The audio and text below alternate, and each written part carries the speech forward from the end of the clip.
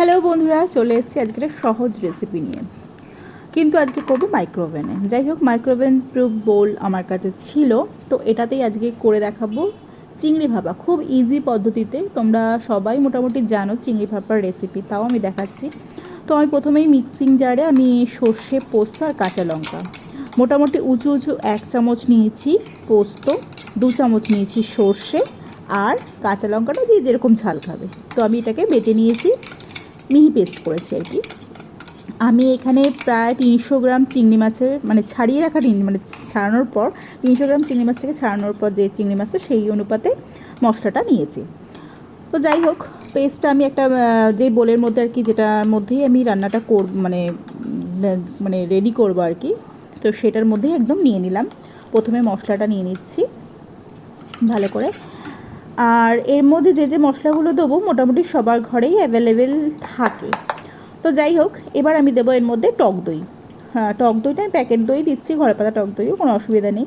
আমি এখানে মোটামুটি একটা বড় চামচের 1 চামচ মতো টক দই নিলাম। এটা আন্দাজ মতো নিলাম আর কি, মেপে নিয়ে নিই। তো যাই হোক, এবার আমি এর মধ্যে দেবো নারকেলের দুধ। নারকেলের দুধটা যদি ঘরে নারকেল থাকে তো সেই নারকেলের দুধ তোমরা ইউজ করতে পারো। আমি এখানে কেনা নারকেলের দুধ ছিল সেটাই দিচ্ছি। মোটামুটি এখানে ছোটো চামচের 2 চামচ মতো নিলাম, এর থেকে বেশিও দেওয়া যায়। আমি এটা আগে ভালো করে মিক্সিং করে নিচ্ছি, তারপরে আমি বুঝে আর কি দেবো। তো আমার মনে হচ্ছে আর একটু লাগবে, তো আমি আরেকটু ইউজ করছি। তোমরা যদি করতে গিয়ে বোঝো যে আমরা কিন্তু কোনো জল মেশাচ্ছি না, এই নারকেলের দুধের মধ্যেই কিন্তু পুরো মিক্সচারটা আমি আর কি রেডি করব। চামচ দিয়ে আমি ভালো করে এটাকে মিশিয়ে নিচ্ছি, যে পেস্টটা করেছিলাম টক দইটা আর নারকেলের দুধটা। যাই হোক, আমি এর মধ্যে দিয়ে দেবো স্বাদ মতো নুন। আমি কিন্তু চিংড়ি মাছটার মধ্যে ভালো করে ধুয়ে নুন হলুদ মাখিয়ে রেখেছিলাম, রেখেছি আর কি।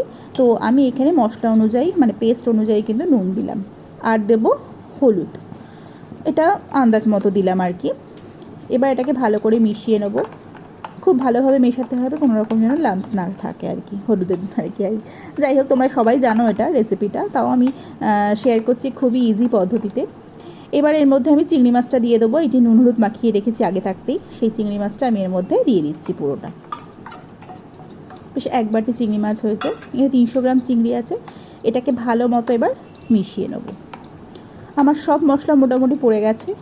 এবার পড়বে মেন জিনিস, যেটা ছাড়া আর কি কোনো ভাপাই হয় না, বলো তো কি? সর্ষের তেল। যাই হোক, এটার মধ্যে কিন্তু কিপটামো করলে একদমই চলবে না। আমি অনেকটা পরিমাণে সর্ষের তেল দিচ্ছি, আবার কি হয়ে যাওয়ার পরও আমি সর্ষের তেল দেবো, কারণ সর্ষের তেলের কাঁচা যে একটা গন্ধ আর ঝাঁঝালো যে একটা গন্ধ, সেটা কিন্তু ভাপার মধ্যে কিন্তু দুর্দান্ত লাগে। যাই হোক, আমার সব মশলা সব ইনগ্রিডিয়েন্টস কিন্তু মেশানো হয়ে গেছে। এবার এটাকে ভালো করে নাড়িয়ে চাড়িয়ে নিলাম চামচের সাহায্যে। এবার এটাকে ঢাকা চাপা দিয়ে মাইক্রোওভেনে করবো যেহেতু, একদম 5 মিনিট সময় দেবো, রান্না আবার রেডি হয়ে যাবে। যাই হোক, এটা আমি ঢাকনা দিয়ে দিলাম। এবার আমি মাইক্রোওভেনে দেব একদম 5 মিনিটের জন্য। যাই হোক, এবার আমি মাইক্রোওভেনটা অন করছি, অন করে আমি এটা জাস্ট দিয়ে দিচ্ছি। দিয়ে দেওয়ার পর এটা জাস্ট আমি 5 মিনিট দেবো। মাঝখানে আমি একবার বার করে, সেটা 2 মিনিট হতে পারে বা 3 মিনিট হতে পারে, কি 4 মিনিট পরও হতে পারে, একটু বার করে একটু নাড়িয়ে দেবো চামচের সাহায্যে। 5 মিনিট পর এটাকে আমি তারপর বার করব। অন করে দিলাম, এটা 5 মিনিটের জন্য হতে দেবো।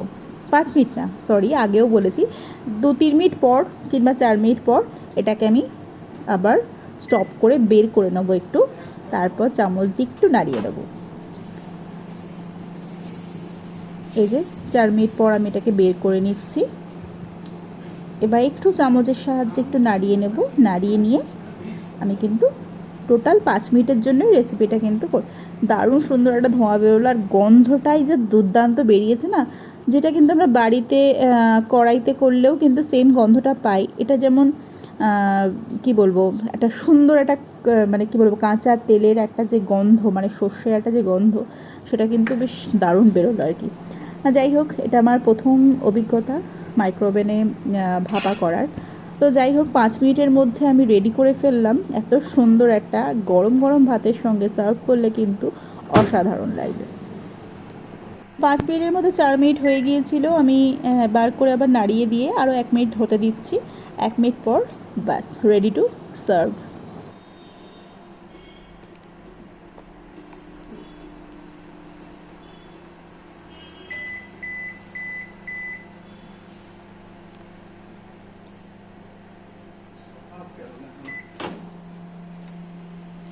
ভাপাটা শুধু খেয়ে দেখো,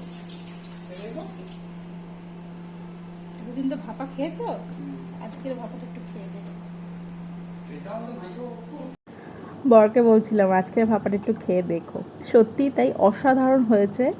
মানে বাড়িতে একবার যদি ট্রাই করে দেখো, মানে এই যে ভাপটা বেরোলো সত্যিই ভাপা, মানে চিংড়ি ভাপার যে একদম মানে কি বলবো, মানে দুর্দান্ত হয়েছে রেসিপিটা।